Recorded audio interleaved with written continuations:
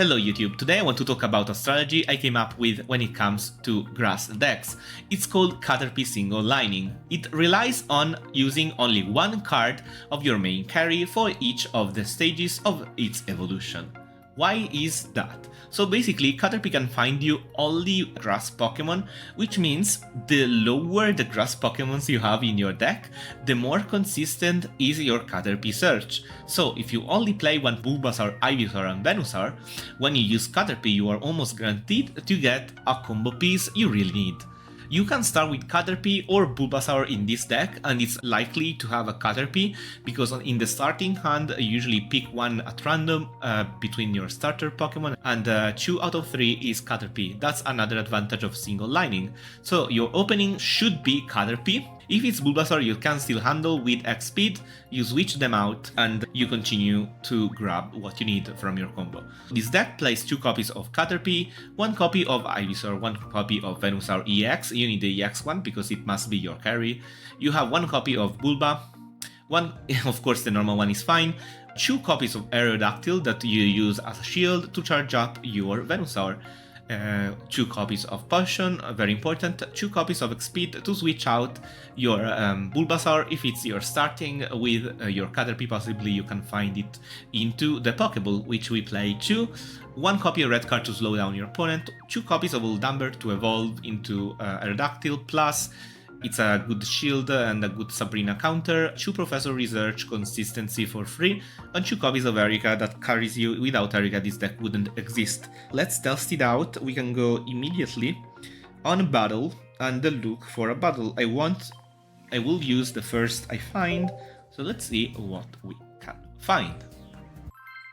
There we go. So let's analyze this case. We are against a Veil. A Veil. Okay.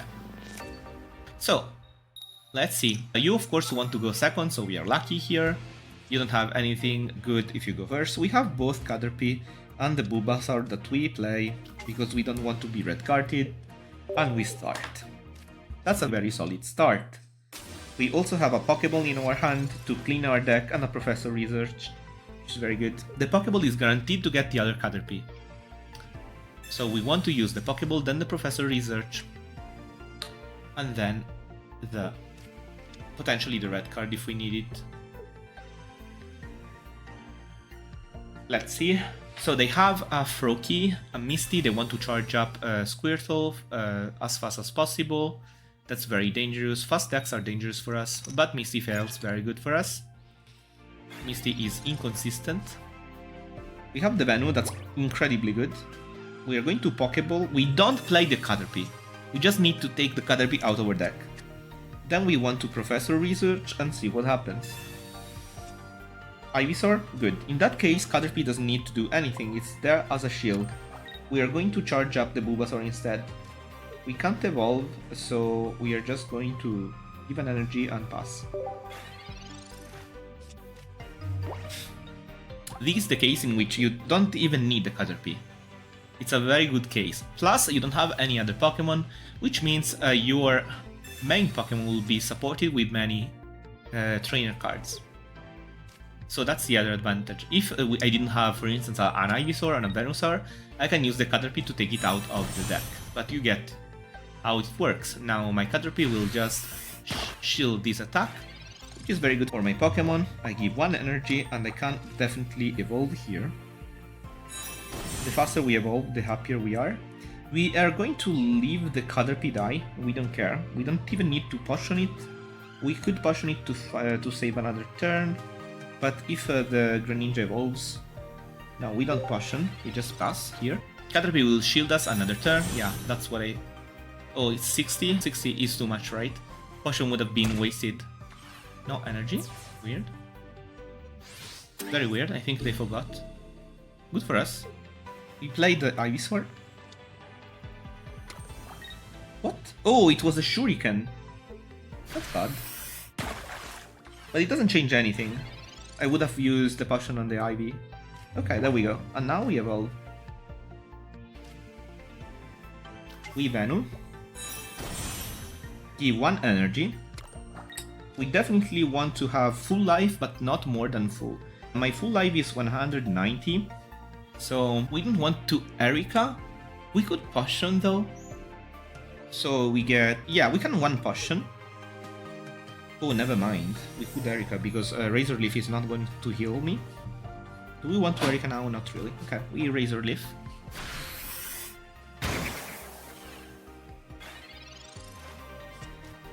And now, our opponent is forced to attack the only Pokemon we have on the field, which is a strong part of these tactics. You don't have any vulnerability, you just have one main Pokemon that is fighting.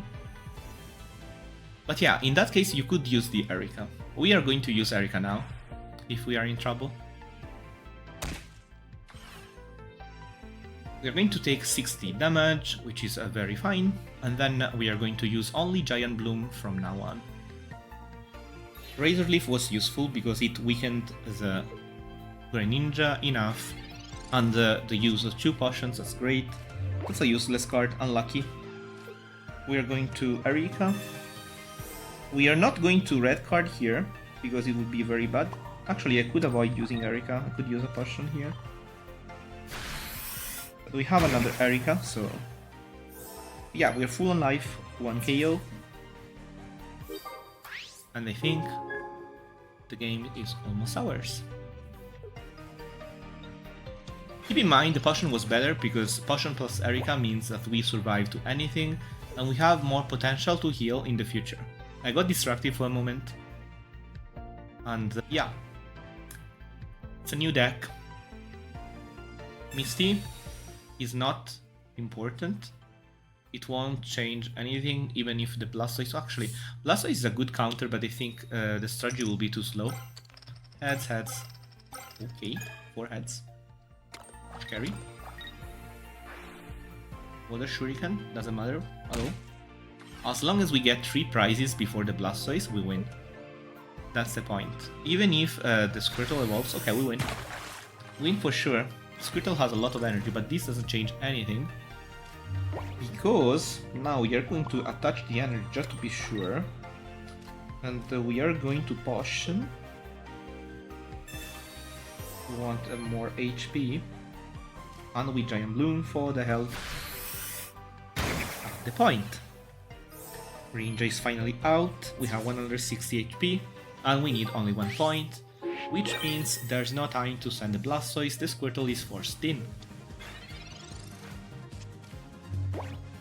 The strategy is decently fast, and yeah, concede, which makes sense.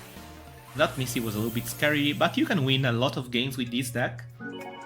This is just an example. I didn't even need the Caterpie, but if you didn't have the Ivysaur or the Venusaur, you end up attaching the energy on the Caterpie, which slows you down for 1 turn, but guarantees to have the entire evolution line, which is something you can't wait for in a Bulbasaur deck. I hope you enjoyed. I think this strategy is very solid. The idea of having only 1 Pokemon increases the consistency most of the times. It also means the deck is more cheap because you don't need a 2 Venusaur EX, you only need 1. There are other variations that we'll share with you on YouTube. One is with Metapod and Butterfree, or also single line, and the other one is with a Meowth, but not Butterfree. I will show you soon. Hope you enjoy. This is at the end of the video, but expect many more for Pokemon TCG Card Game Pocket. It's a game that I am loving, and yeah, see you soon. Have fun. Have a nice day. This is Nero Atlas signing out.